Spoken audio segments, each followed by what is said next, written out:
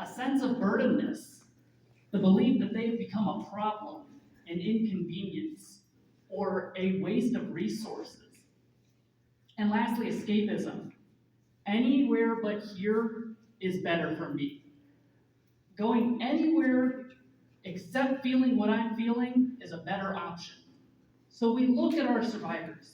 We look at the people that are going through the things that we're describing day to day, and we see a culture that doesn't accept them, that creates a sense of burdenness, a culture that excludes them and creates a sense that they don't belong, and a culture in general that will not welcome them in without the resources that all of us here provide.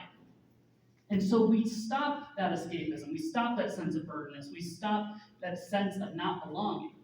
And I'm going to leave you with the three universals that I believe every single advocate should understand, especially in my few years of doing this. First one, universal language. Every single person that has come up to talk today has had a different word for survivor, different word for perpetrator, different word for every experience that are almost exactly the same. When we send a survivor from my resource to victims assistance to the judges to the housing resources, and they're called different things every time they go there, how are they supposed to have identity? How are they supposed to know who they are and be empowered by that identity if every time they go somewhere they're a victim or a survivor or someone who's experiencing intimate partner violence? Or I've heard some people call them heroes. They're all nice words, but if they're not universal, we're not speaking the same language. And we're also not speaking from the same cultures. We hear different things like, that's abuse, that's just how it is, that's what it's like to be a man, that's what it's like to be a strong woman. We need to know that language and understand it when working with people. We need a universal understanding. If we really think this only happens to women, that's not an understanding.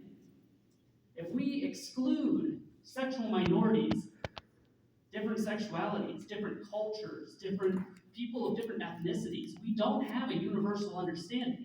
And nobody is getting the help they need if we don't have a universal understanding. We need to create a culture where no matter who comes forward, every person gets help. And lastly, how do we get that help? We need universal resources.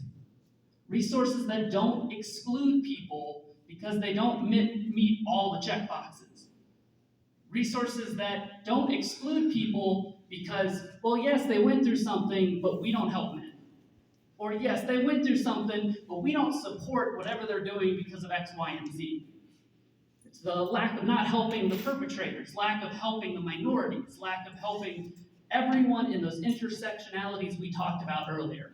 So without that universal language, without that universal understanding, without that universal resources, not only are we failing our own communities, but we're failing our neighbors, the people that live around us, the people that live in our state, the people that live in our country.